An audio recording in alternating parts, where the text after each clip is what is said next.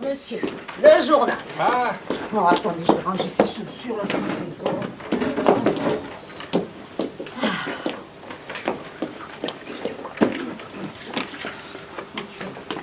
Allez. je t'écoute. Alors, depuis quelques années, un fléau s'est abattu sur la France. Un fléau qui laisse derrière lui la ruine et la misère. La politique.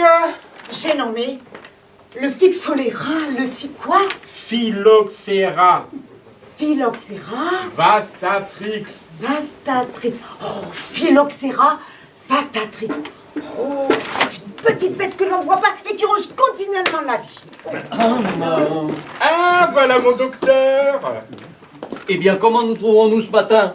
Vous voyez, je prends mon bain de pied à la moelle de bœuf. Très bien. La température de l'eau est à la température prescrite, hein?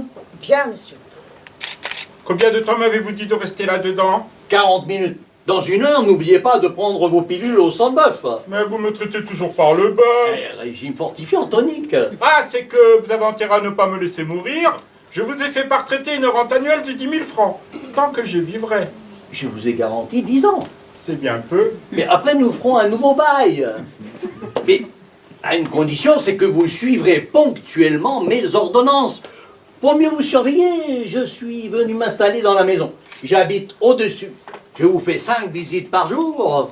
Et comme je passe presque tout mon temps ici, j'ai fait établir une sonnette de communication entre mon appartement et le vôtre. Quand j'ai des clients là-haut, on me sonne, je monte. Quand vous avez besoin de moi, vous me sonnez, je descends. C'est très commode. Eh bien, qu'est-ce que vous avez mangé ce matin? Oh, monsieur n'est pas raisonnable. Diomar. Qu'est-ce que vous voulez? Je l'aime. Et puis j'avais du chagrin. Et quand j'ai du chagrin, je mange du homard. Le chagrin, je vous l'ai défendu. Voyons, qu'est-ce que vous avez? Pas devant elle. Ah bon, donc ce sera pour midi ma seconde visite. Vous permettez que je lui donne quelques renseignements? Veille bien sur lui et rapporte-moi toutes ses imprudences. Tu sais nos conventions. Je te donne 20 sous par jour tant qu'il vivra. Oh, mais monsieur, mais je le soignerai comme une mère. Je ne t'en demande pas plus. Au revoir. Combien y a-t-il de temps que je suis là? 22 minutes. Il vous reste 18 à 30 minutes. Oh, il faut avouer que monsieur a trouvé un fier moyen de se faire soigner. Mais 10 000 francs, mais c'est un peu cher. Que veux-tu? J'ai remarqué que les médecins venaient me voir 5 minutes. Et au lieu de me regarder, empocher mon argent en ayant l'air de me dire « crêpe, si tu veux ». Alors j'ai songé à lire le docteur Martin à mon existence. Aussi, il a un petit soin Comme pour ça. moi. Il m'examine de fond en comble. Je dirais même qu'il me dorlote trop. Ah oui, ça. Mais que fait ma femme? Madame Chaponnet, elle lit. La dame de feu. Ah! Je n'aime pas ça. Ça lui montre l'imagination. Ça, Un malheur est bien si sûr. vite arrivé. J'entends ma femme. Laisse-nous.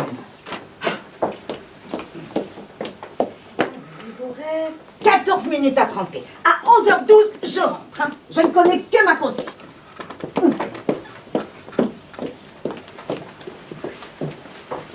Tiens, tu es encore dans ton bain de pied, mon gros bibi? Laissons le gros bibi, madame, et causons. Depuis quelque temps, un jeune homme vous poursuit de ses assiduités. Un jeune homme? Ah, mais qui donc? Ne faites pas l'étonner, monsieur Ernest de Pontfarcy. Ah, mais tu es sûr? Absolument. Pauvre enfant, mais je ne l'avais pas remarqué. Il nous suit partout. Hier encore, il était au théâtre français. Et sous prétexte de venir saluer le docteur qui nous accompagne avec sa femme, il est entré dans notre loge. Eh bien, où est le mal? Savez-vous comment il s'est comporté dans cette loge? Non? Madame, il a glissé un billet dans votre étui à lorgnette. Le voici. L'imprudent. Voyons ce qu'il dit. Ange. Ange. Appelez Ange une femme de 42 ans. Je n'y tiens plus, je vous aime. Vos beaux yeux me rendent enragé. Quant à votre mari, je m'en moque, c'est une momie. Ainsi, madame, voilà le fruit de vos coquetteries, de vos agaceries, de vos roulements d'yeux. Il est temps de nous expliquer. Ah, monsieur, 11h12. Ah, très bien. Voilà. Sors-moi de l'eau. L'autre pied. Allez. Nous reprendrons cette conversation, madame. Quand vous voudrez, monsieur. Je suis compromise. Oh, je m'y attendais plus. Ah, mais il est très bien ce jeune homme, très distingué. Madame? Lui, Quoi? de la prudence. Qu'est-ce qu'elle a? Je vous rapporte un mouchoir brodé que vous avez laissé tomber hier à la sortie du théâtre, en montant en voiture. Mais plus bas, mon mari est là. Eh bien, qu'est-ce que ça me fait? J'ai deviné qu'il vous appartenait en voyant le chiffre. Un N et un C. Cela fait bien Ninette Chaponnet. Il sait mon petit nom. Je vous pardonne. Partez. Ah, mais qu'est-ce que ça me fait à moi? Je vous pardonne. Partez. Vous ici? Monsieur, je devais m'y attendre. Monsieur me rapportait un mouchoir que j'ai perdu hier. Naturellement. Et comme je passais dans votre rue, je suis monté. Naturellement. Je vous laisse nier tout. Quoi? Joséphine, Monsieur. emporte ceci. Bien, monsieur. Je dois vous prévenir, monsieur, que votre petit manège est inventé. Quel manège? Je connais les motifs qui vous attirent dans cette maison. Ah? Vous poursuivez une femme qui n'est pas libre. Moi? Mais comment c'est-il que j'aime la femme du docteur? Je vois tout. Rien ne m'échappe. Je veille. Je surveille. Ah ça, monsieur! Je ne sais pas de quoi vous vous mêlez. Ah, je n'aime pas qu'on s'immisce dans mes affaires. Comment? Il me menace, moi, le mari. Ah, je suis d'une colère. Cela va me faire perdre tout le bénéfice de mon bain de pied. Eh bien, comment nous trouvons-nous? Sommes-nous plus calmes? Vous me voyez anéanti, suffoqué. Bon, en effet, vous êtes tout rouge. On dirait que vous avez pris votre bain de pied par la tête. Il y a bien de quoi être rouge et de toutes les couleurs. Docteur, c'est peut-être un duel sur la planche. Mais je vous l'ai défendu. Il faut faire des excuses. Jamais. Bon, alors j'arrangerai l'affaire. Son nom? Ernest de Pontfarcy. Ah, mon client. Oh, associé d'agent de change, un jeune homme charmant. Il fait la cour à ma femme. Allons donc, Madame Chaponnet, un âge, c'est impossible. Oh, l'âge. Et d'ailleurs, j'ai des preuves. Non, c'est impossible. Mais sacrebleu quand je vous dis. Ne vous emportez pas, vous vous ferez mal. C'est vrai, je devrais me mettre en colère avec plus de calme. Tenez, battez mon cœur comme il bat. Oh, battement fréquent et irrégulier. Palpitations accentuées. Je vais vous mettre à la digitale. Mais si ma femme me trompe. Alors là, je vous permets une contrariété modérée. Vous ne la connaissez pas? Une femme qui lit des romans. Ah, si ce sont là vos preuves. Pourquoi ce jeune homme nous suit-il partout? Avant-hier, à l'opéra comique, hier, au français. Mais qui vous dit que c'est pour votre femme? Ma femme était aussi à l'opéra comique et au français. Ma femme est plus jeune. Ah mon ami, si c'était vrai, quel plaisir ça me ferait! Oh ben je vous remercie bien. Ah ça, vous n'êtes donc pas jaloux? Non. Au revoir. Si c'était pour Madame Martaban. Elle est jeune, jolie, coquette. Oui, mais ce billet trouvé dans l'étui. Bonjour, monsieur Chaponnet. Madame Chaponnet est-elle chez elle? Oui, vous allez la trouver encore toute émue, toute bouleversée. Mais qu'est-il donc arrivé? Nous venons de recevoir la visite d'un jeune homme, Monsieur Ernest de Pontfarcy. Vous le connaissez, je crois. C'est un client de mon mari. En sortant, son pied a glissé, il est tombé et il a failli se casser la jambe. Oh mon Dieu, pauvre Ernest. Elle a dit, pauvre Ernest. C'est bon signe. Mais où est-elle? Il faut sonner mon mari. Rassurez-vous, il va bien. Tant mieux, parce qu'enfin, on a beau ne pas connaître les gens. Une jambe cassée. Oui, ça remue, c'est-à-dire, ça ne remue pas. J'entre chez Madame Chaponnet. À tantôt. Je crois que je suis sur une piste. Son trouble, son émotion et ce cri. Pauvre Ernest. Oui, mais ce billet trouvé dans l'étui. Si je pouvais les mettre en présence, moi, caché dans un petit coin. Monsieur, Tiens, c'est lui. j'ai laissé chez vous la serviette que je portais sous le bras. La voici. Mais je ne vous la rends pas avant que vous ne m'ayez pardonné ma petite vivacité de tantôt. Ah, il faut convenir que vous m'avez parlé sur un ton aussi, vous. Que voulez-vous? J'étais nerveux, surexcité. Je venais de prendre un bain de pied à la moelle de bœuf. Au moins, si vous reconnaissez vos torts, rendez-moi ma serviette. Très bien. Ah, monsieur. Je vais lui envoyer Madame Martaban et je serai là. Mais il est très aimable, cet homme-là. Il m'a effrayé ce matin. J'ai cru qu'il avait découvert des assiduités auprès de Madame Martaban. Mais j'ai trouvé un moyen ingénieux pour la voir tous les jours chez elle. Je me suis offert une gastro-entérite. Et comme le mari est médecin, ça me donne mes entrées. Il me crible de pilules. Je l'ai fait prendre à mon concierge. Il dépérit à vue d'œil. Mais je la vois, elle. Nous n'en sommes que la seconde période. La première, c'est « Monsieur, j'aime mon mari. » Ah, elle ne dure pas longtemps, celle-là. La seconde, c'est « Oh non, j'ai trop peur.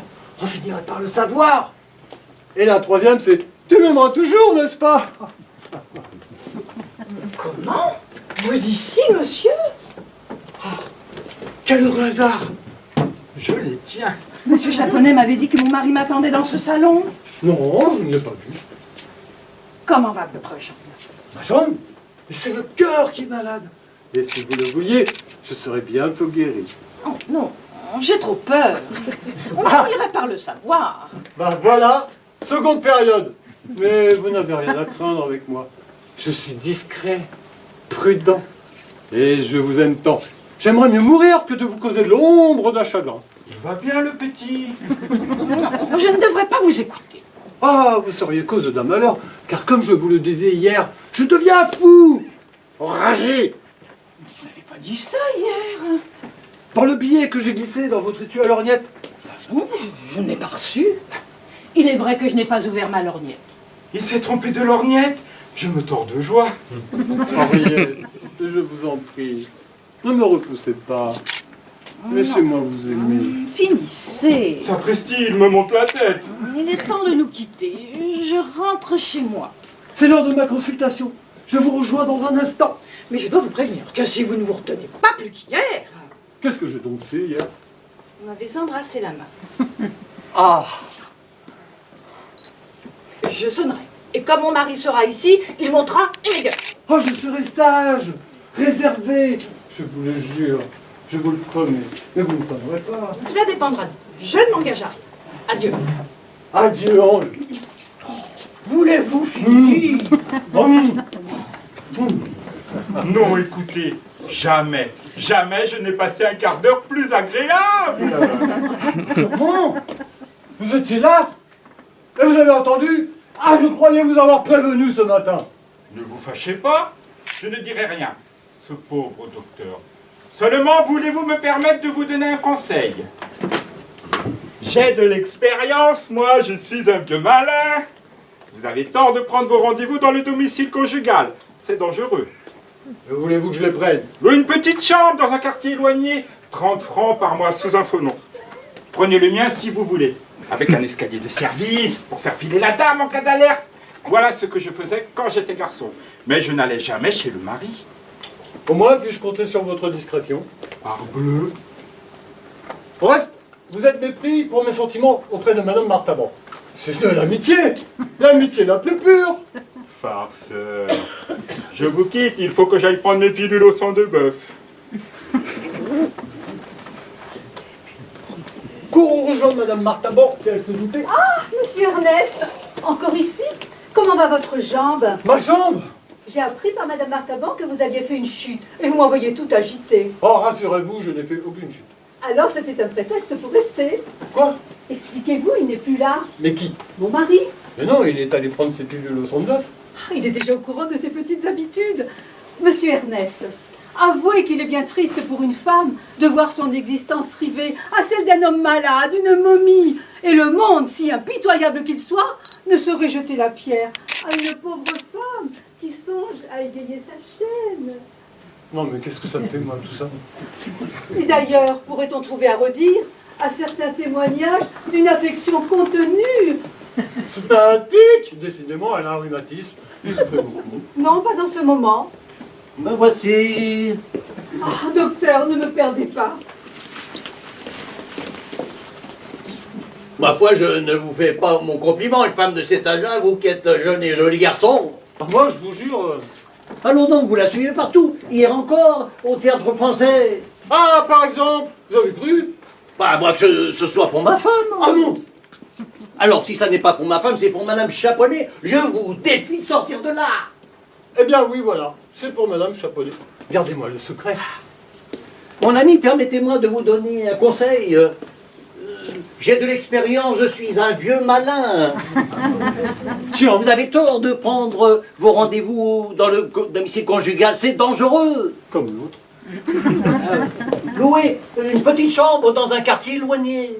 À 30 francs par mois. Sous un phono, prenez bien si vous voulez. Mais ma parole, il se serait donné le mot.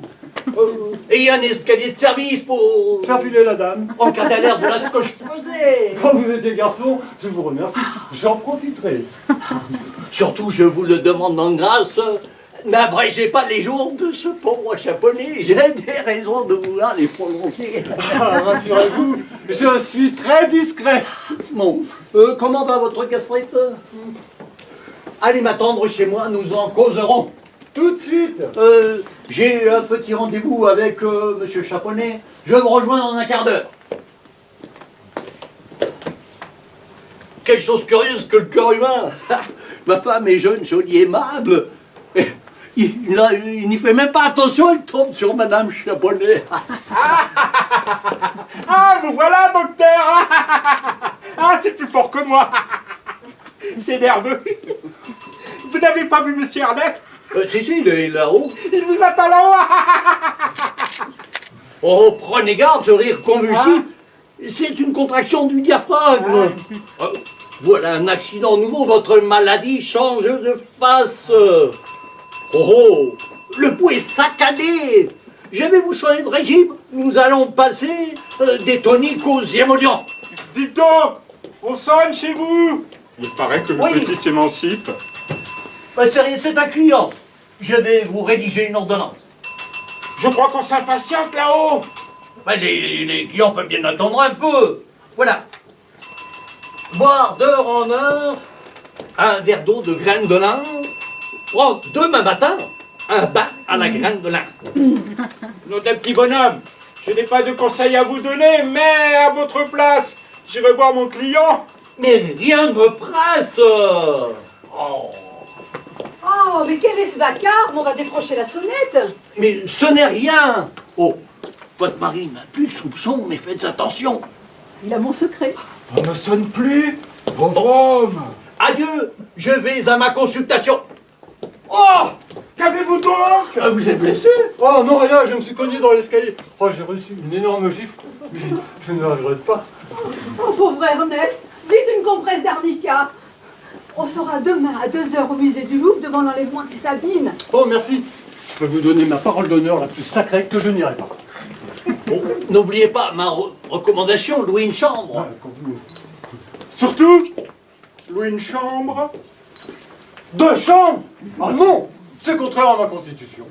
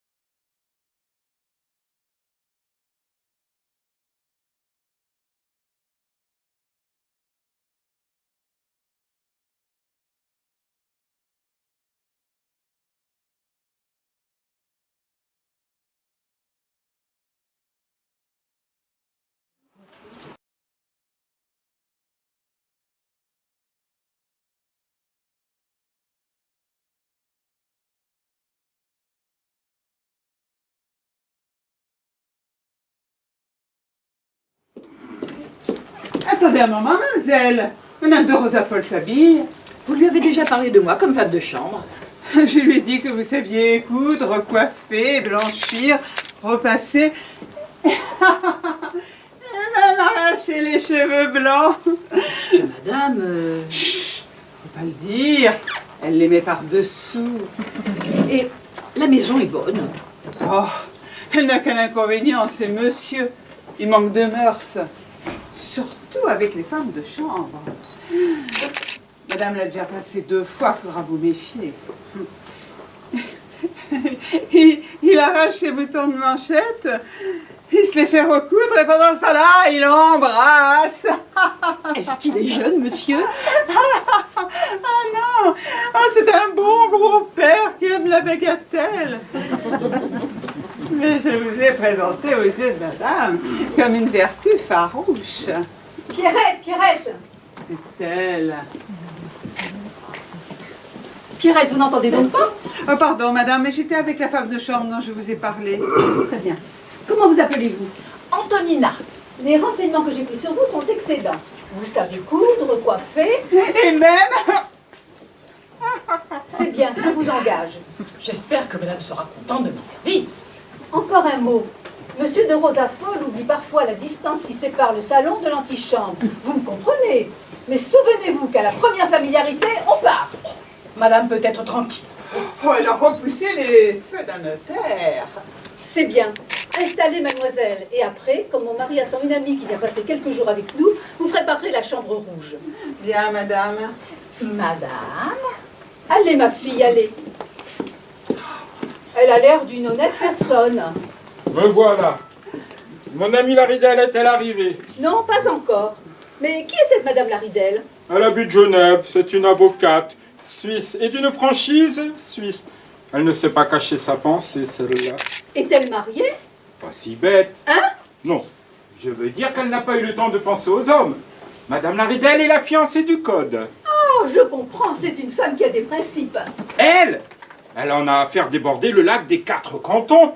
Alors vous ferez bien de la fréquenter un peu. Aglore, tu es injuste. Comment? Quand je vous ai surpris encore il n'y a pas 3 jours prenant la taille à ma femme de chambre. La petite bordelaise! Ah, que le monde est méchant!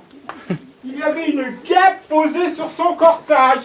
J'ai voulu la chasser. Eh bien, et l'autre, la picarde, je vous ai ramassé à ses genoux. Eh bien oui, j'étais à genoux devant cette image chérie. Mais votre première femme, vous m'aviez promis de ne plus en parler. C'est vrai, mais c'est plus fort que moi. Quand j'ai des chagrins dans mon ménage, je m'agenouille devant cet ange. Et je lui dis, oh, toi qui fus bonne, toi qui fus douce, confiante, pas jalouse.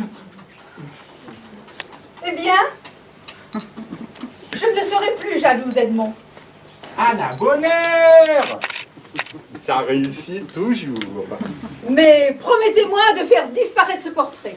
Ah non, mon truc, impossible, que veux-tu? J'ai la religion du souvenir poussée à un point, ainsi, si tu mourais, Hein? et que ma troisième femme voulut faire disparaître ton image, je lui répondrais, jamais. Merci. Tu as bon cœur, au fond. Dis donc, j'ai engagé ce matin une nouvelle femme de chambre. Ah? Tu ne me demandes pas si elle est jeune?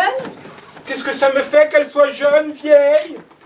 Monsieur, c'est une dame qui vous demande avec une couverture et des bagages. C'est Madame Laridelle. Je fais entrer. Bien, monsieur. Ah, la voilà, cette chère amie, Madame de Rosafol, ma femme. Excusez-moi, madame, je suis une femme des montagnes. J'ai l'habitude de dire ce que je pense, toujours et partout. Vous êtes charmante. Madame Laridelle, j'espère que vous me ferez le plaisir de passer quelques jours avec nous. À une condition, c'est que j'aurai mon franc-parler. Il me serait impossible de me plier aux mensonges de la vie civilisée.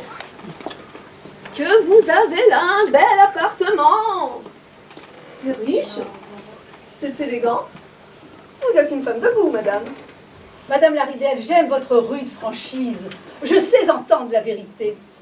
Je vais donner des ordres pour faire préparer votre chambre. Je m'habituerai à elle. Maintenant que nous voilà seuls, explique-moi pourquoi je te retrouve à Paris sous le nom de Rosafol après t'avoir connu 30 ans à Genève, sous celui de Godivet. Ah, voilà ce que je craignais. En te voyant entrer, je me suis dit, voilà ma conscience qui arrive de Genève. Aurais-tu failli à l'honneur? Adieu! Non, reste donc. J'ai changé de nom. J'ai pris celui de ma femme. La famille d'Aglore est alliée à la première noblesse du Loir-et-Cher. Le nom de Godivet faisait faire la grimace. Alors j'ai obtenu l'autorisation de prendre celui de Rosa Folle. Tu m'en veux? Tous les noms sont bons quand ils couvrent un cœur d'honnête homme. Tu aimais sans doute Madame de Rosafolle. C'était un mariage d'inclination. C'est-à-dire? Tu ne l'as donc pas regardé? Quand j'ai quitté Genève, après avoir liquidé ma maison de commerce, j'étais sans ressources. Madame de Rosafolle voulut bien s'éprendre de moi. Elle avait 40 000 livres de rente. Sa fortune était un obstacle, mais je l'ai franchi. Tu as su braver un préjugé social. Alors te voilà riche. C'est-à-dire que je suis logé, nourri, habillé. Et tes 40 000 livres de rente? Ils sont à ma femme. Et comme nous sommes mariés séparés de biens, elle me donne 200 francs par mois pour mes dépenses de poche. Elle m'a diminué. Autrefois, j'avais 500 francs. Et pourquoi? Elle s'est fourrée en tête des idées de jalousie. Mais j'ai trouvé un truc. Ce portrait. Je l'ai acheté d'occasion au commissaire-priseur. J'ai dit alors que c'était celui de ma première femme. Encore un mensonge. Adieu. C'est une petite supercherie. Quand Aglore devient aigre, acariâtre, tyrannique, je m'agenouille et j'adresse ce numéro 1. Des regrets qui adressent ce numéro 2. Tu m'en veux? Devant l'oppression, la ruse est un devoir. Mais qu'est-elle devenue, ta première femme? Je n'en sais rien. Depuis 14 ans, depuis le jour de notre divorce, car on divorce encore en Suisse, je n'en ai plus entendu parler. Elle doit être morte. C'est là une de mes plus belles causes. Tu l'as traitée de drôlesse devant le tribunal. Ce n'est pas trop. Ah, elle m'en a fait voir de toutes les couleurs, celle-là. Sans compter les choses que tu ne connais pas. Aussi, le lampiste, ton voisin. Ah, je le connais, il est au dossier. Et le chapelier. Il est au dossier. Et l'horloger. L'horloger. Ah non, il n'est pas au dossier, celui-là. C'est ta faute aussi. Pourquoi vas-tu épouser ta demoiselle de boutique? J'étais pris de croire que si j'avais pu faire autrement. Je l'aimais. Elle ne voulait pas m'écouter. Elle me jurait que j'étais son premier amour. Je l'ai cru. Mais je me suis vengé le jour de notre rupture. Comment? J'avais déjà des soupçons. J'ouvre un de ces cartons à chapeau et je trouve une paire de bottes. Elle me soutient que c'est à son usage personnel. La patience m'échappe et je lui allonge une paire de gifles. J'allais recommencer. Elle a pris la porte et a disparu. Elle est partie à Genève avec une espèce de drôle qui faisait de la contrebande de ressorts de montres. Bien, encore un qui n'est pas au dossier. Ne dis pas à ma femme que je suis divorcé. Encore un mensonge! Si ma femme apprenait la vérité, je ne pourrais plus me servir de mon truc. Madame, votre chambre est prête. J'y vais.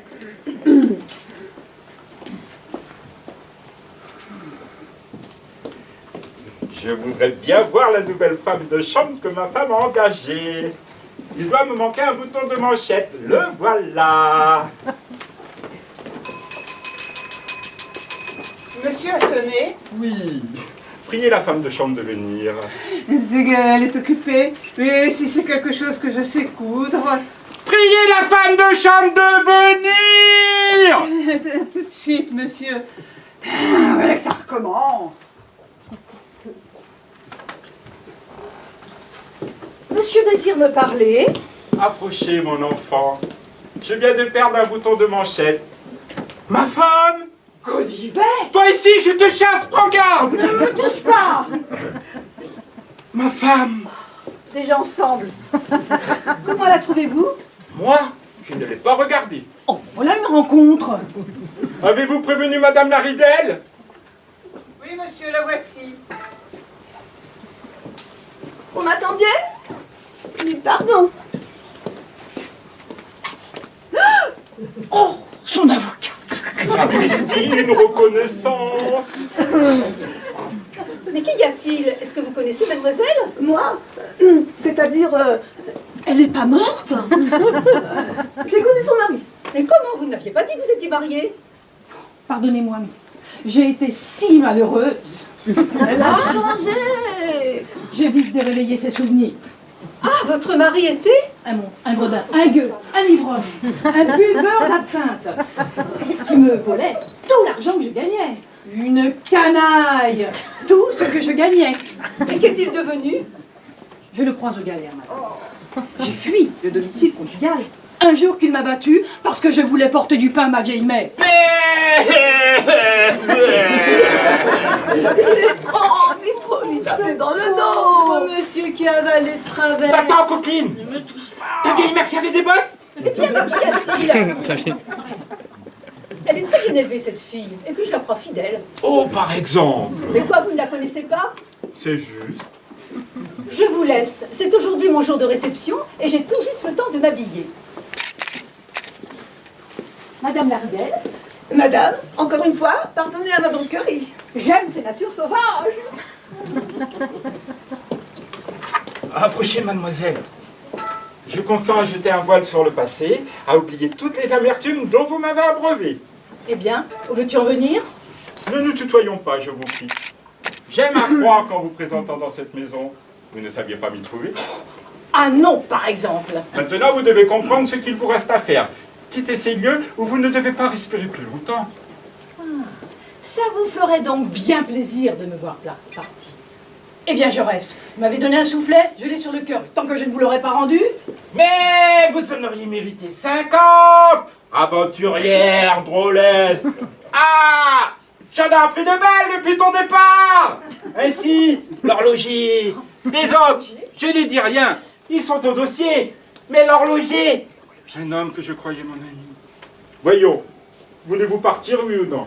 Je suis très bien ici, moi. Trouvez-moi une autre place meilleure. Hein. Non. Je consens à vous allouer une indemnité. Et je pense que 30 francs. 30 francs. Mettons 40. 40. Voyons, j'irai jusqu'à 50, mais 5. vous partirez tout de suite. Oh, allez, fichez-moi la paix, vous m'ennuyez. Eh bien, elle s'est arrangée? Elle ne veut rien entendre, je me suis laissé emporter. Parle-lui, tu es calme. J'irai jusqu'à 100 francs. Je t'attends là, dépêche-toi. Je suis chargée d'une mission pénible et délicate. Ce n'est pas sérieusement que vous songez rester dans cette maison. Ce pauvre Godivet ne peut vivre entre deux femmes. Mais je ne suis plus rien, moi, pour Monsieur Godivet, puisque nous avons divorcé. C'est qu'il faut que je travaille, moi. Je ne peux pas coucher à la belle étoile sur le pavé. Sur le pavé, vous, on ne le souffrirait pas. Alors, conseillez-moi. Soyez mon appui, mon avocate. Ah, c'est différent. Du moment que vous me faites l'honneur de me choisir pour défendre vos intérêts, Vous comprenez? Madame est excellente pour moi. J'ai une bonne place. il faut la garder. Eh oui, mais Monsieur Godivet. Vous le tenez, sa femme le croit veuf, car il va de mensonge en mensonge, cet homme. Menacez-le de tout révéler. Et vous croyez? Chut, aussi. Eh bien, Impossible, elle ne veut rien entendre. je m'en doutais. Mais j'ai trouvé un moyen infaillible de la faire flanquer à la porte par ma femme. Aglore est jalouse. Tu vas l'attirer ici sous un prétexte quelconque. Et dès qu'elle paraîtra, je me jetterai aux genoux d'Antonina. Et son affaire est claire. C'est très fort, ça. N'est-ce pas? Attends, je vais voir si ma femme est seule. Méfiez-vous, sa femme va venir et il se jettera à vos genoux. Pour me faire renvoyer le Dieu. Elle n'a pas de visite dans ce moment. Ah, envoie-la-moi. Sois tranquille. Allons. Il faut lui faire un petit doigt de cour en entendant. Heureusement qu'elle n'est pas très farouche.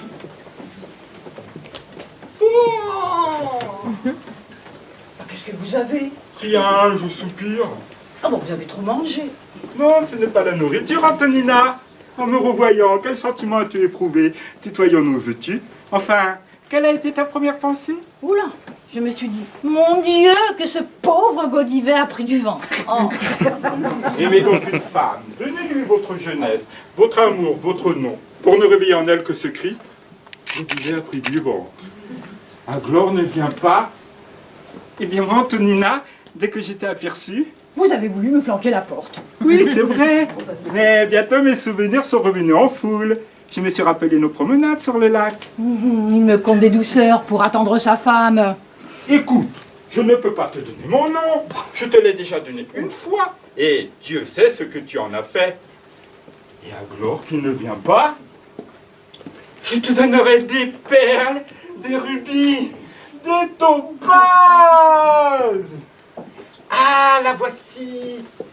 Antonina, je t'aime, je t'aime. Laissez-moi! Oh, c'est trop fort! Oui, c'est trop fort. Rentrez chez vous, monsieur, nous nous reverrons tout à l'heure. J'ai à causer avec mademoiselle. Très bien, elle va la flanquer à la porte. C'est égal, je l'ai rendu. J'en ai la main engourdie. Mademoiselle, c'est très bien ce que vous avez fait là.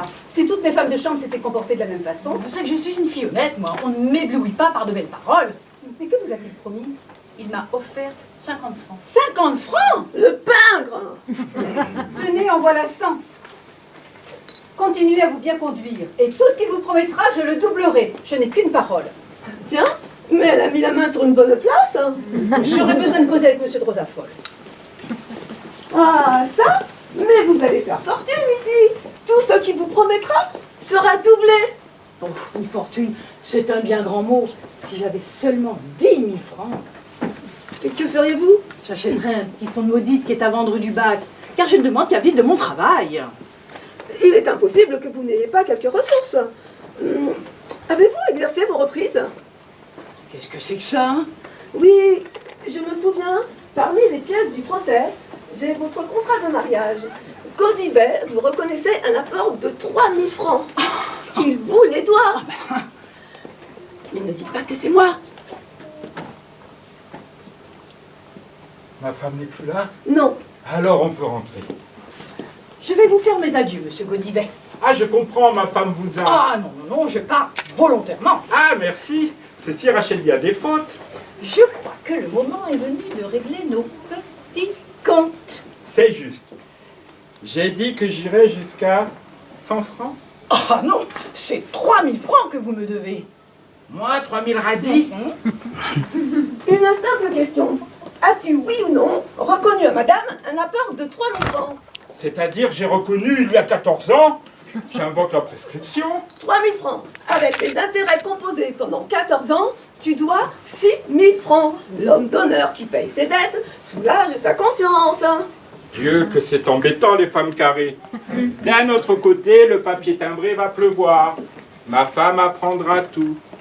Voyons, j'offre 1500 francs. 6 000 ou rien. Mais je ne les ai pas. Où voulez-vous que je les prenne? On me donne 200 francs par mois. Une reconnaissance de dette de 6 000 francs, payable de mois en mois, par fraction de 200 francs, approuve et signe.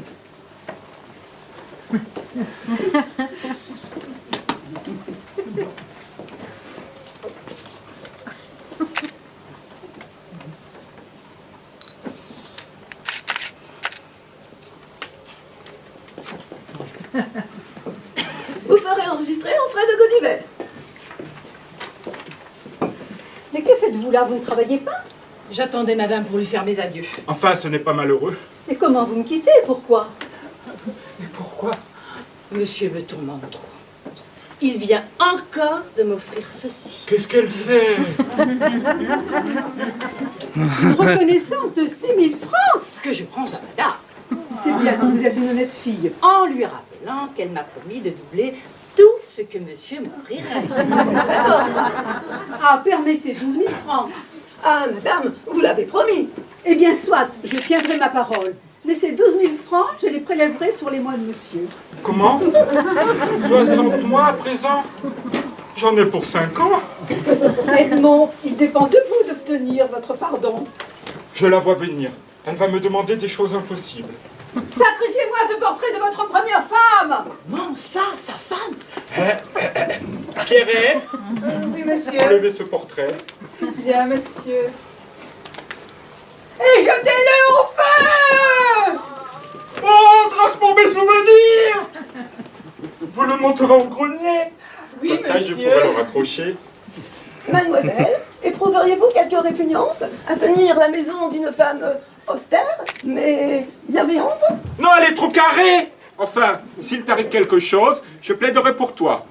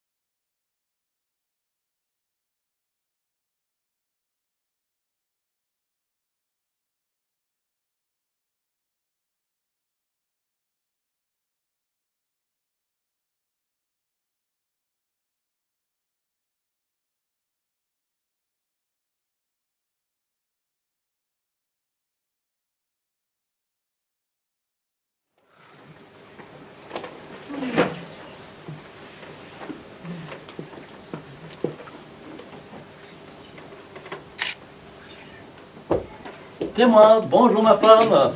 Tiens, mais tu étais sortie. Mais d'où viens-tu? Je viens de voir ma clientèle. Oh, ta clientèle.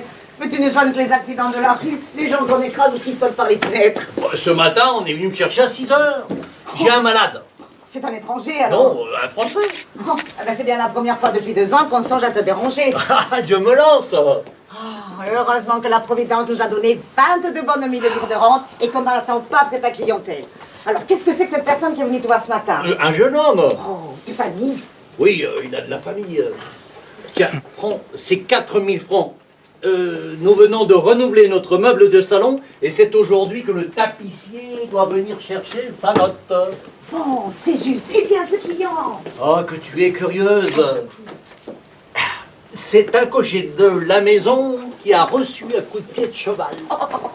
Un cocher. Ah ben, mes compliments, hein. Ah, parce que là, on viendra te chercher pour le cheval. J'entends que tu voudras. Mais moi, je suis enchanté d'avoir donné mes soins à ce brave garçon. En causant avec lui, j'ai appris des choses. Quoi donc? On jase sur notre maison. Oh, sur nous. Mais que peut-on dire? Non, pas sur nous, mais sur ce garçon qui vient tous les jours faire de la musique avec ta fille. Ah, monsieur Frédéric. Ah, on dit que c'est le prétendu d'Emmeline. Que faire? Mais il faut trancher dans le vif. Certainement, monsieur Frédéric est très gentil, très distingué. Mais il faut qu'il s'explique. Il est temps, il est grand temps. Pourquoi? Mais Emmeline est triste, elle ne mange plus. Oh, si je faisais venir le médecin. Ah ben, le médecin, il vient à moi alors. Oh, mais c'est juste. Oh, mais c'est plus fort que moi. Je n'ai aucune confiance en lui. Mais hier, lorsque monsieur Frédéric est venu chanter un duo avec ta fille, j'ai surpris des regards très lyriques. Ah, je t'avoue que j'avais pensé à lui pour aimer. Ah, et parbleu, moi aussi, il me plaît beaucoup ce garçon. Ouais. Et s'il est d'une bonne famille... Oui, mais il ne se prononce pas. Oh, mais sois donc tranquille. Voici son heure. Tu vas le voir apparaître avec son petit cahier de musique. Madame, Ah, et voilà. comment vous portez-vous ce Monsieur matin? Frédéric. Très bien, très bien. Parfaitement. Je ne vois pas mademoiselle Émeline. Serait-elle malade? Je lui apporte une romance nouvelle. Oh. Un titre charmant. Le premier soupir. Monsieur Frédéric, vous êtes un charmant jeune homme et vous ne trouverez pas mauvais que Madame Langer et moi, nous vous demandions quelques minutes d'entretien. À moi? Bonjour, papa. Ma fille, J'ai oublié mon coton à broder. Sur l'étagère. Dans ma chambre. Va me le chercher. Oui, maman. vos visites assidues dans une maison où il y a une jeune fille paraissent étranges à certaines personnes. Ce matin encore, un de mes clients, Un banquier. Mais monsieur, il me semble que ma conduite a toujours été... parfaite, je le reconnais. Mais vous savez, le monde est prompt à interpréter. Maman, voilà ton coton. Émilie, j'ai cassé mon aiguille à broder. Va m'en chercher une autre. Oui, maman. Va, va. Voilà 2 fois qu'elle me renvoie. Oh, il y a quelque chose. Je vous disais donc que le monde était prompt à interpréter les démarches les plus naturelles, les plus innocentes. Aussi, il est de la sagesse d'un père de couper court à de vagues rumeurs par une réponse loyale de votre part. Oh, je ne trouve aucun embarras maintenant à vous avouer que j'aime mademoiselle Émeline et que le plus doux de mes rêves serait de l'obtenir en mariage. Oh, je m'en doutais. À la bonne heure, ceci est clair. Oserais-je maintenant vous demander quelques renseignements? Sur ma famille, sur ma profession, bien volontiers. Je suis avocat, mais je commence, j'ai peu de clients. Ah, je vous en veux pas, je connais ça. Du reste, ma position est indépendante. Mon père, ancien négociant, s'est retiré des affaires avec une fortune honorable. Je suis fils unique.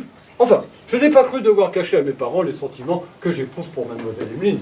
Et j'espère qu'avant peu, mon père et ma mère feront une démarche qui imposera silence à toutes les interprétations. Un avocat? Monsieur Frédéric, Madame Malajar et moi, nous apprécierons comme elle le mérite la démarche que vous nous annoncez. Mais d'ici là, nous vous demanderons comme un service de bien vouloir suspendre vos visites. Comment? Oh, mais pour le monde, monsieur Frédéric, pour le monde. Mais vous reviendrez dans quelques jours officiellement. Tenez, emportez votre musique. Madame, monsieur Malajar, n'oubliez pas de dire à mademoiselle Emmeline que je l'aime, que je l'adore, et tant qu'un souffle d'existence. Oh, c'est un bon jeune homme. C'est un bon jeune homme et je suis certaine d'être heureuse avec lui. Oh, mais qu'est-ce que tu dis là? Comment sais-tu? Oh, j'ai entendu un peu, sans le vouloir. Ouais. En cherchant ton aiguille qui t'est tombée près de la ça. porte. Je peux te dire un secret. Un secret. Hier, pendant que tu étais allé ouvrir la fenêtre, Monsieur Frédéric m'a confié que sa mère devait venir ici ce matin, Aujourd'hui? sous le prétexte de parler de l'appartement du 3e qui est alloué. Elle veut nous voir avant de faire la demande. Son mari, Monsieur Ratinois, doit venir de ce côté pour consulter papa. Charmant jeune homme, plein de cœur. Oh, Malajar, surtout ne le répète pas, c'est un secret. Madame Ratinois doit venir ce matin sous prétexte de causer de l'appartement à louer. Et Monsieur Ratinois pour te consulter. Oh, il va l'apprendre à nous connaître avant d'aller plus loin. Ce qui est bien naturel. Madame, Oui.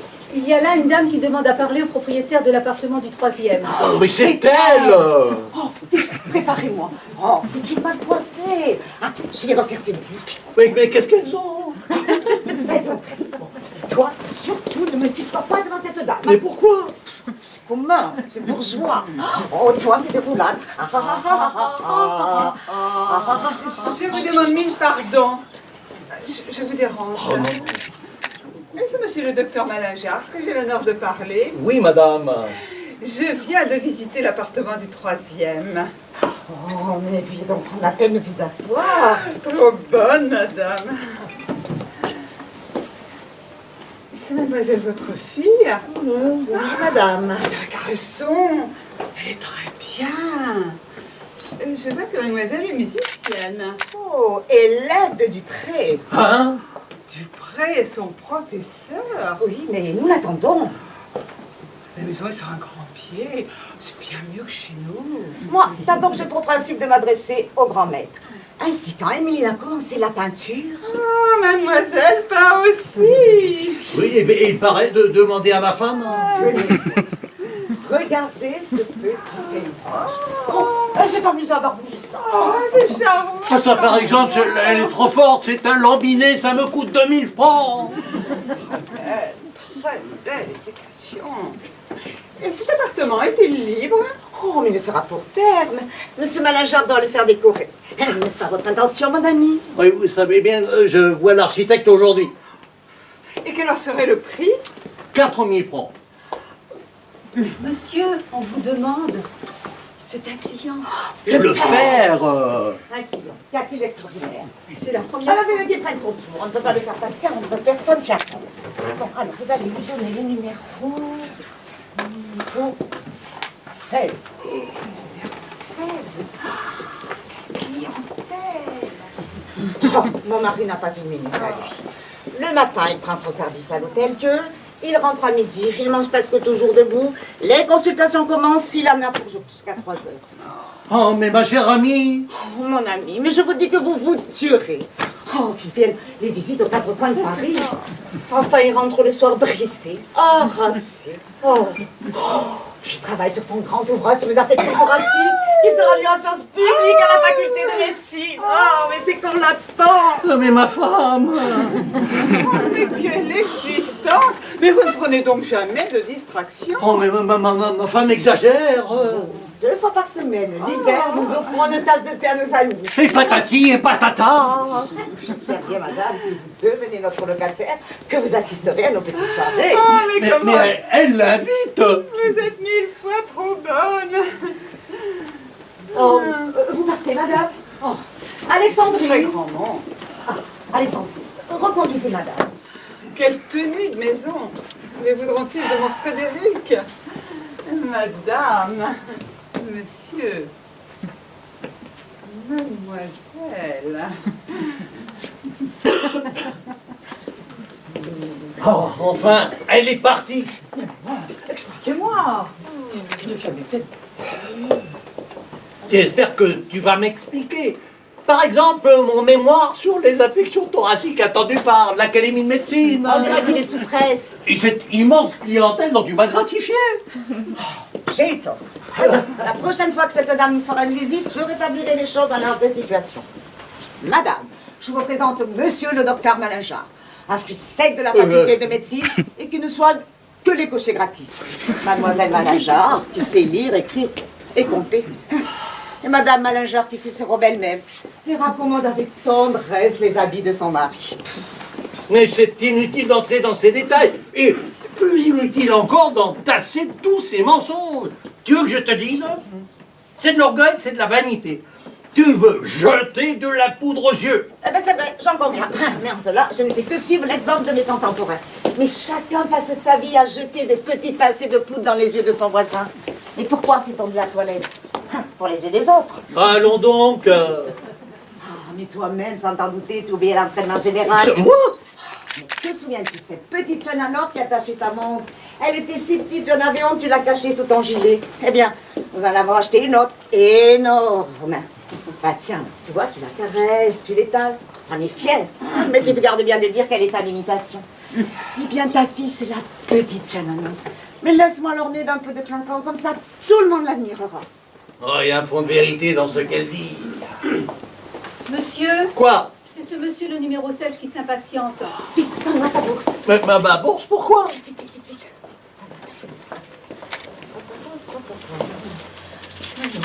Hop là, il y en a plein. Quelques louis sur le plateau. Quelques louis sur le plateau. Ouais. N'est-ce pas ainsi chez le médecin en réputation? Oui, tu as raison, c'est leur poudre. Bon, allez, maintenant, mets-toi à ton bureau. De l'importance, de la brusquerie, peu de paroles, tu es pressé. Bon, je te laisse, appelle le numéro 16. Ah, et puis surtout, n'oublie pas qu'il se porte bien. Ne va pas te tromper. Mais sois donc tranquille. Oh.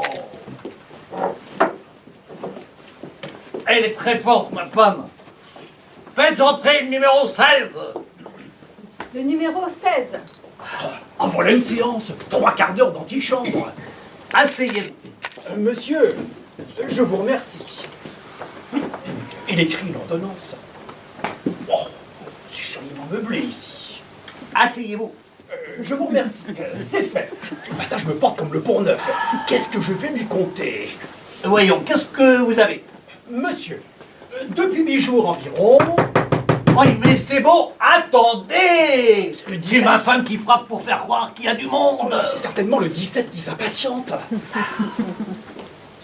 Je vous écoute. Monsieur, depuis 8 jours, je suis allé à Saint-Germain par le chemin de fer et revenu demain. En rentrant à la maison, ma femme me dit « Mais comme tu es malade, est-ce que tu te sens bien ?» Je lui dis « Non, je me sens comme ci, comme ça. » Alors j'ai pris un bain de pied. Ah, il m'a l'air d'un brave homme. Hein. Et qu'éprouvez-vous? Mon Dieu, bien des petites choses, tantôt d'un côté, tantôt de l'autre. Pas de mal de tête? Non. L'estomac? Oh, excellent. Le ventre? Très bien. Voyons le pouls.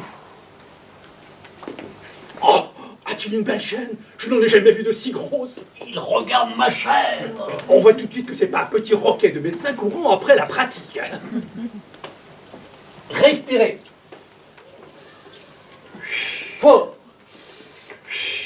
Très fort. Je suis curieux de savoir quelle maladie il va me trouver. Je vois très clairement votre affaire, vous n'avez absolument rien. Oh, non, mais il est fort, alors, mais vraiment très fort. Je vais vous rédiger un petit régime. Monsieur, c'est une lettre de la part de Madame la Duchesse de Montefiascone. Pour moi? Mais je ne la connais pas. Ils soignent des duchesses. Ah tiens, mais c'est l'écriture de ma femme. 17 lettres, tout. Oh.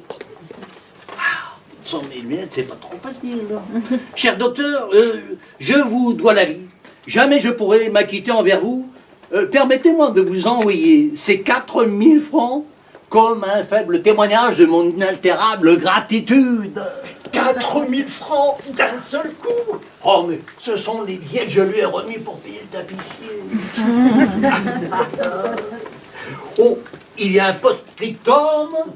Méchant docteur, vous ne voulez donc pas être de l'académie. Pourtant, vous n'avez qu'un mot à dire. Mais dites-le, dites-le. Oh non, non, non, je ne suis pas ambitieux. Non, mais c'est bon, attendez. Mais c'est plein de monde par là. Voilà, je vous donne votre ordonnance. Bordeaux, côtelette, beefsteak. Oh, bien, mais c'est notre restaurant.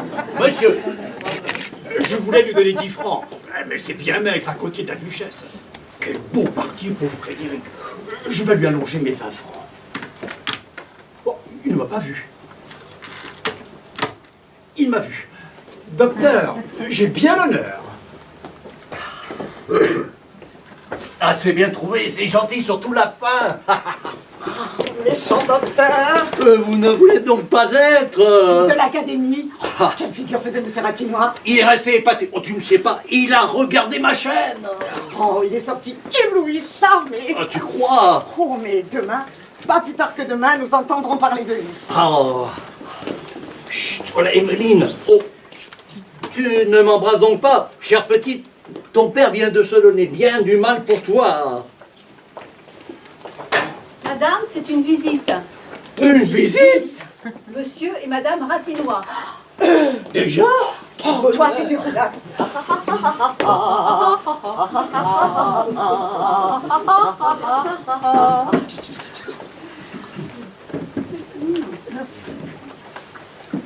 Madame, Docteur, Oh, quelle heureuse surprise. Êtes-vous enfin décidé à prendre l'appartement non, nous ne voulons pas positivement pour cela, Dieu que je suis ému. Votre indisposition se serait-elle aggravée? Merci, ça ne va pas mal. nous venons pour autre chose. Autre chose? Nous avons une communication à vous faire. Une de ces communications par toi. Intime et confidentielle. Maman, mon professeur de dessin, il a qui maintenant? Va, mon enfant, va. Madame. Mademoiselle. Mademoiselle. Nous voilà seuls. Parle, courage. C'est inutile, ils ne voudront jamais. Eh bien, mère, nous vous écoutons. Docteur, madame, je suis père et j'ai un fils unique, Frédéric. Oui, nous le connaissons. Oh, c'est un charmant jeune homme qui veut bien honorer parfois nos salons de sa visite. Nos salons, tu vois, ils ont plusieurs salons, ils ne voudront jamais. Mais va donc. Ce jeune homme, qui est avocat, n'a pu voir votre demoiselle, votre honorable demoiselle, sans songer à une alliance qui l'honorerait, tout en nous honorant, s'il pouvait entrer dans votre honorable famille, que tout le monde honore. Comment est-il possible? Oh, monsieur, je vous avoue qu'une pareille demande faite à l'improviste nous surprend un peu. Nous-en. Bah, mariage est une chose délicate et nous vous demandons la permission de nous consulter et d'y réfléchir. Comment donc, mais c'est tout naturel. Oh, mais d'ici quelques jours, nous vous ferons connaître notre réponse. Il ne refuse pas. Eh bien, la poudre aux yeux. Oh, c'est admirable, je suis converti. Chère bonne, priez la femme de chambre de dire au cocher d'atteler Brillante et Mirza, je dîne chez la duchesse. Chez la duchesse. Vlan dans les yeux.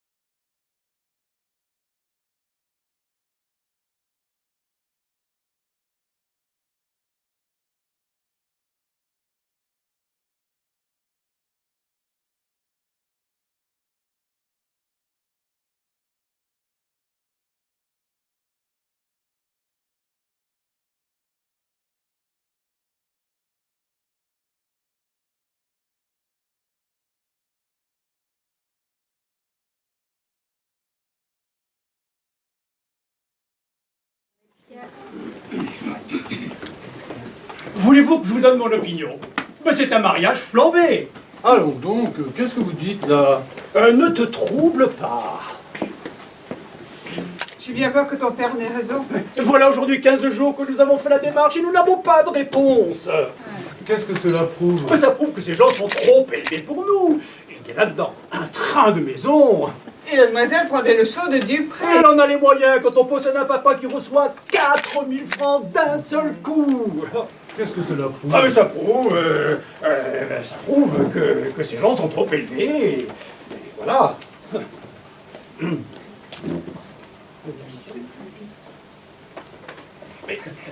Mais sais-tu ce que c'est que cet homme-là dont tu brigues la fille? Un médecin. Un médecin?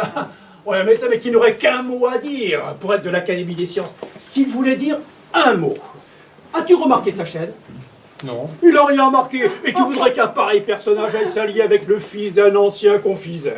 Oh, mais quelle rage avez-vous de dire toujours que vous avez été confiseur? Oh, je n'en rougis pas, certes, mais je ne le dis à personne. Mon pauvre enfant, je crains qu'il faille oublier ce mariage. Mais vous interprétez le silence. Le silence des grands Eh oui. et la leçon des petits. Quand je suis allé rendre ma visite, le lendemain de la demande, Monsieur Malingear a été très aimable. Il m'a donné des conseils pour ma carrière. Oui, et Madame Malingear t'a dit ah, c'est étonnant, votre femme mère ne va donc jamais aux Italiens? Je n'ai pas encore aperçu. Alors, dès le jour même, je suis allé louer une loge pour la saison. Et c'est salé dans ce théâtre-là. C'est un sacrifice momentané. Oh, j'ai bien compris, quand on a l'ambition d'entrer dans une pareille famille, il faut faire les choses dignement. Ainsi, lorsque tu m'as fait observer qu'on ne pouvait aller à pied aux Italiens, je me suis empressé de prendre une voiture au mois. Ce qui est encore très salé, ça. C'est un sacrifice momentané. Bon, je dis rien. Il faut faire les choses dignement. Seulement, s'il m'avait été permis de choisir un théâtre, je n'aurais pas choisi celui-là. Hein. Ah, pourquoi? Il donne toujours la même pièce. 4 fois que nous y allons, 4 fois Rigoletto. Et puis d'abord, c'est en italien, on n'y comprend rien. Oh, toi! Oh, toi non plus, hein. Tu as beau crier brava, brava pour te faire remarquer. Je te défie de me raconter la pièce. Mais j'applaudis la musique. Oh, et tu clignes de l'œil au second acte. Je ferme les yeux, mais je ne dors pas. C'est du recueillement. Allons donc, c'est du ronflement. Oh. Mon père, nous avons la chance et le plaisir de voir Monsieur et Madame Malingear. Et la demoiselle. Non. S'il y a une chose que je m'élève. C'est une chose sur laquelle je m'élève. Bon, s'il y a une chose contre laquelle je m'élève, eh bien, c'est que tu m'obliges à distribuer des salutations à un tas de gens que je n'ai jamais vus. Tu sors? Dis donc, Une course à faire. prends donc la voiture, elle est au mois, il faut l'utiliser. À tantôt. Mademoiselle Emeline était au bois hier. Elle y sera peut-être cet après-midi. Et moi, je vais écrire à ma couturière pour lui commander des robes. Des robes pour les Italiens avec des corsages Rigoletto. Ce qui est encore très salé, ça. Nous ferons nos petits comptes à la fin du mois. Bonjour, Ratinois. Oh, cette brave tante Roberte. Tout le monde va bien? Oui. Et ma nièce? Elle est par là, je vais la prévenir. Ah non, ne la dérange pas. Il faut que je sois à Bercy à 3 heures. Toujours dans le... J'attends un bateau de charbon. Ah, mais alors vous êtes toujours en affaires et vous ne vous reposez donc jamais. Le plus tard possible. Vois-tu, Ratinois, quand on est venu à Paris avec 12 sous dans sa poche et qu'on a commencé sur le port... Je sais, mais c'est bizarre. Depuis que je vais dans un certain monde, je la trouve commune, la tante Roberte. Eh bien, je n'en suis pas plus fière que ça. Parce que je me dis, la femme vaut ce qu'elle vaut. Eh bien, mais quand vous criez « Je suis marchande de bois », c'est comme si vous disiez aux autres « Imbécile, vous ne l'êtes pas, oui, je le suis, moi, c'est de la gloriole. » Ah bah si, c'est ça, je me tais. C'est aujourd'hui la fête de ta femme. Vous me reverrez tantôt. En revenant, je passerai par le quai aux fleurs et j'achèterai une plante. Vous dînerez avec nous, nous n'avons personne. Ça va, mais pas de cérémonie.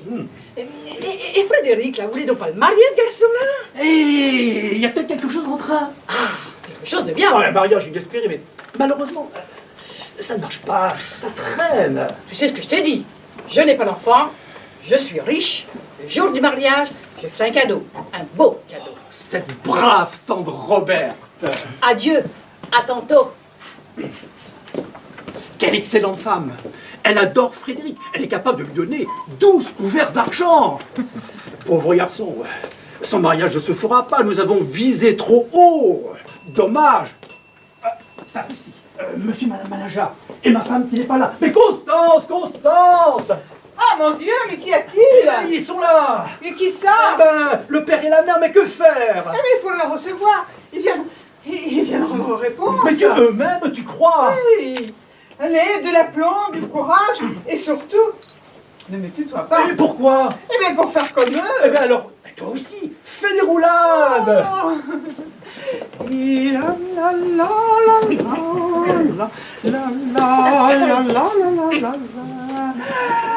Chère madame, que je suis heureuse de vous voir. Bon, nous avons bien des reproches à nous faire, nous vous devions une visite.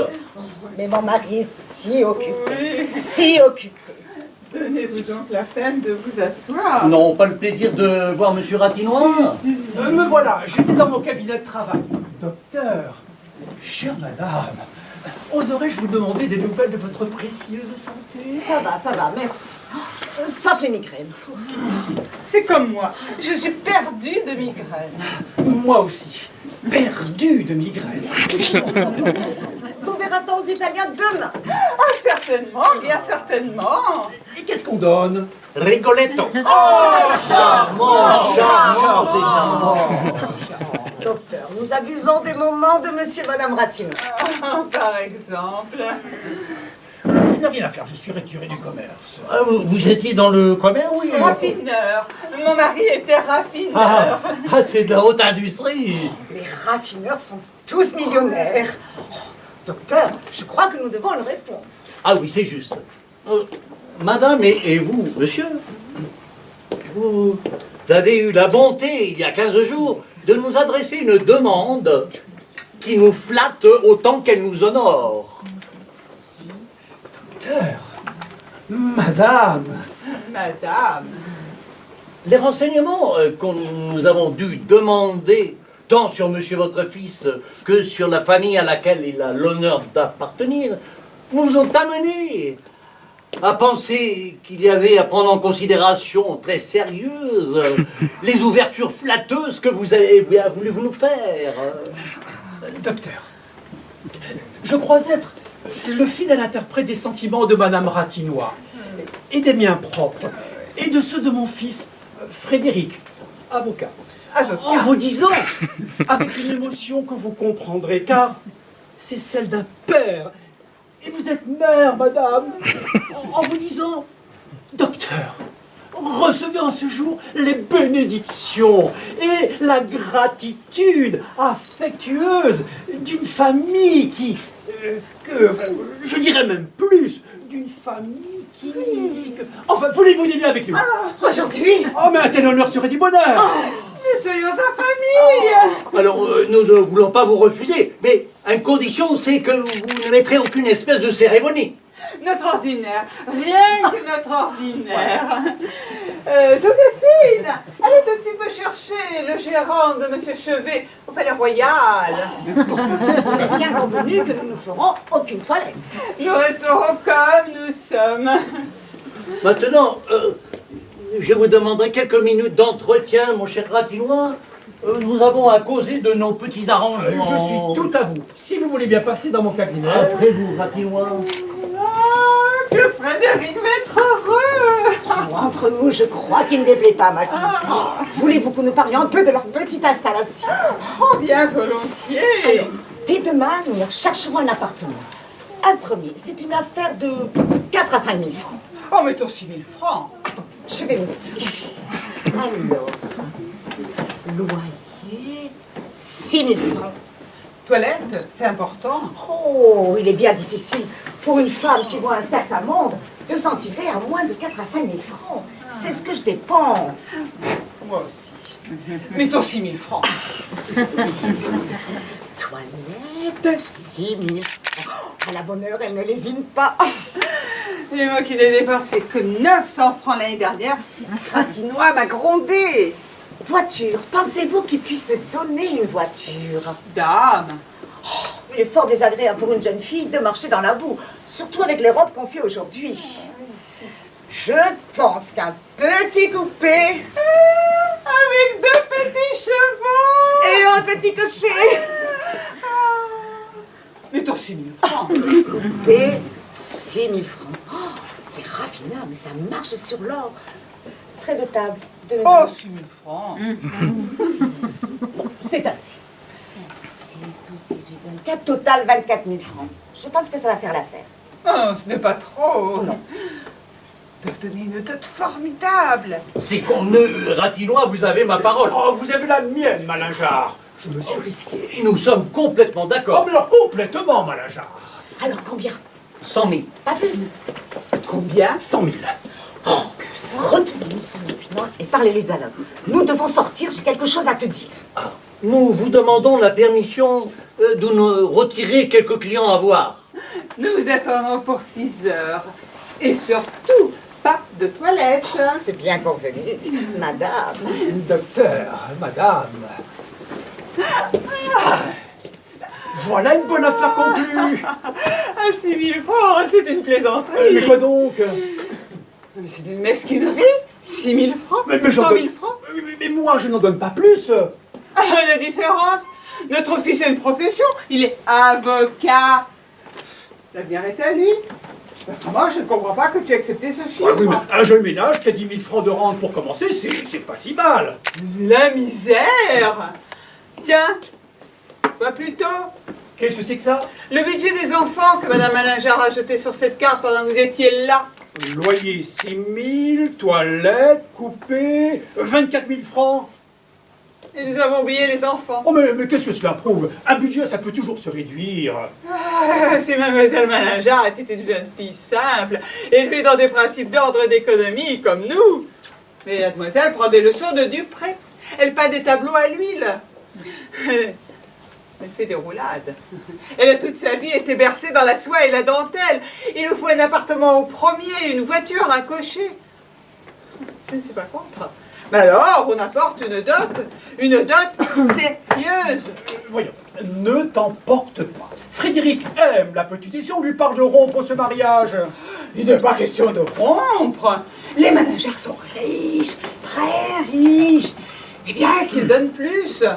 Il faut que tu revoies le père. Il va revenir. Il va venir, mais c'est difficile de dire à un monsieur. Les 100 000 francs que je donne moi suffisent, mais les vôtres ne suffisent pas. Il est vaniteux. Il faut le prendre par l'amour propre. Offre toi-même de donner quelque chose de plus. 12 couverts d'argent, ceux de la tante Roberte. Propose un cadeau. C'est que nous ne pouvons pas aller bien loin avec 17 000 livres de rente.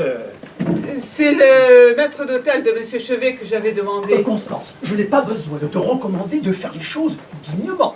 Ah, sois tranquille. Madame, nous avons un dîner.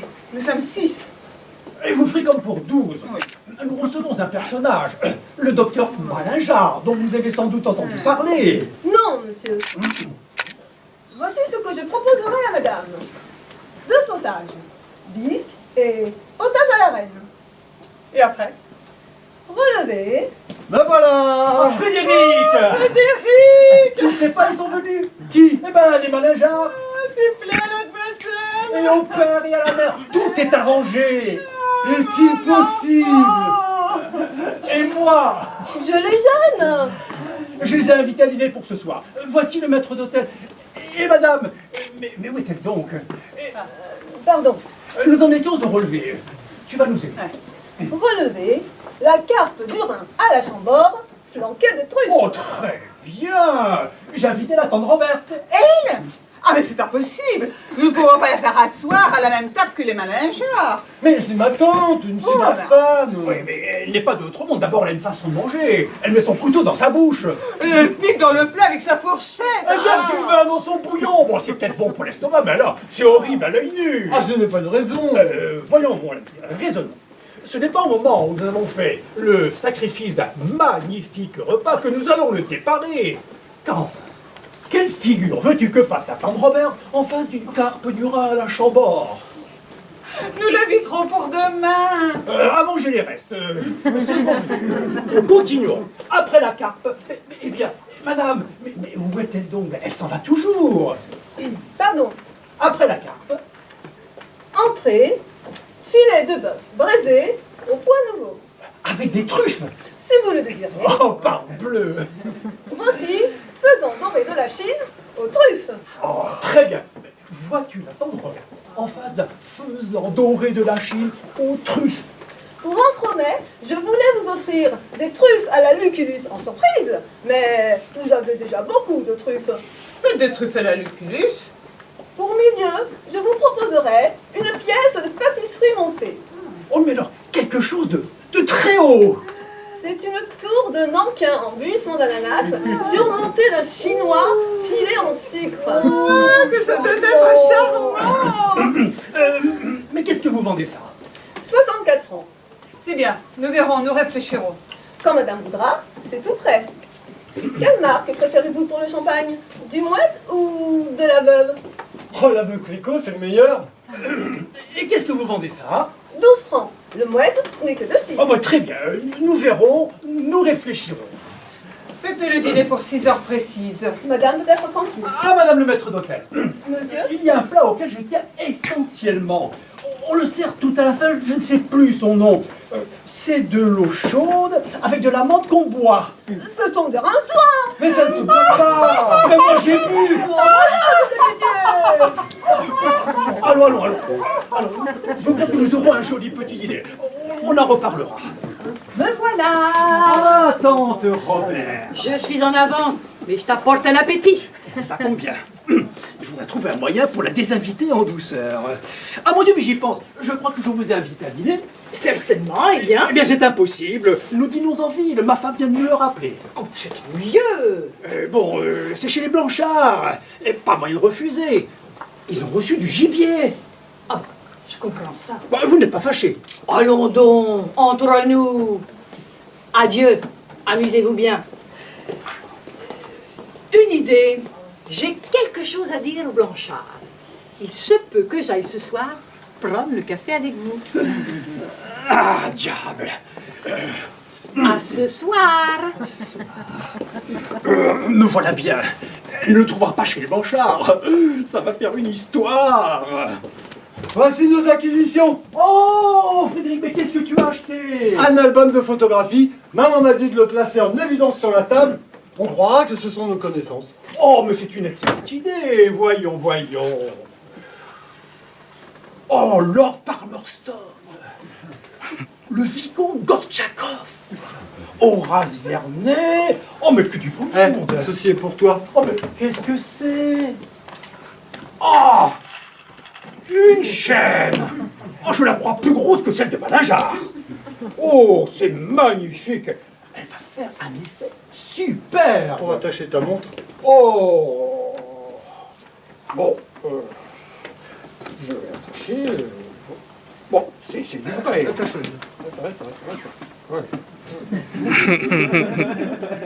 Voilà, elle va être bien attachée. C'est le mot. Elle est en imitation, hein. Il ne faut pas le dire.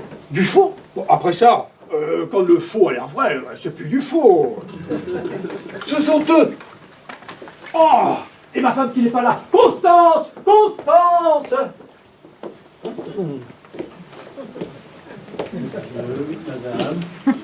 Oh, madame! Oh, ce n'est pas bien. Quoi donc? Oh, on était convenu de ne pas faire de toilette et vous en avez une éblouissante. Mon petit dîner va pâlir. Oh, mais tout ceci est fort simple. Oui, mais ma femme n'en fera pas, elle. Je suis sûr qu'elle vous grondera. La voici. Ah, ça prend un arc-en-ciel. Chère madame, que vous êtes aimable. Oh, il me tardait d'être près de vous. Quelle admirable toilette. Oh, elle n'approche pas de la vôtre. Maman, voulez-vous que nous passions au salon? Bien certainement, oui. Retenez, monsieur Ratinois. Parlez-lui de la dot. Beau-père et parlez-lui de la dot. Sois tranquille. Madame.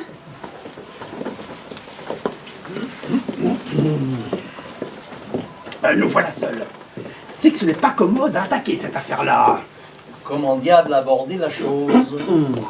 Mon cher Malingear, c'est très aimable à vous d'avoir accepté notre petit dîner. Ah, vous y avez mis une insistance si affectueuse. Oh, mais c'est que je vous aime, moi. Mais moi aussi. Ah, ce bon Malingear. Excellent ratinois.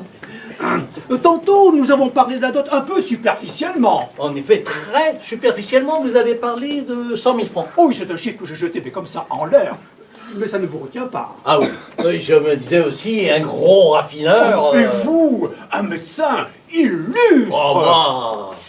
Tenez, je suis prêt à faire un sacrifice. Je donnerai l'argenterie. Oh. Et vous? Bon, j'offre la garniture de cheminée du salon. Ah, Malingear, il faut le dire qu'aujourd'hui, tout a augmenté. Oui, c'est vrai. Tel qui était à son aise autrefois avec 10 000 francs de rente se trouve aujourd'hui fort gêné. Voilà, et vous ne voulez pas que nos enfants soient gênés. Ouais, certainement. Voyez-vous votre fille, chérie, obligée de regarder à s'acheter une robe ou un cachemire. Et votre fils unique réduit à vivre d'expérience. Ne parlons pas de mon fils. Un homme se tire toujours d'affaires. Mais cette chère enfant, qui est votre joie, votre amour. Mais presque autant que vous aimez Frédéric. Ne parlons pas de Frédéric. Parlons d'Emeline. Il faut lui faire à cet enfant une existence de soie et d'or, d'où je conclus qu'il y a lieu d'augmenter la dot. C'est tout à fait mon sentiment. Eh bien, fixez vous-même, j'accepte d'avance. Ah ben, parlez-moi des commerçants. Je pense qu'en donnant 200 000 francs... Ah, c'est convenu. Je donnerai l'argenterie et vous 200 000.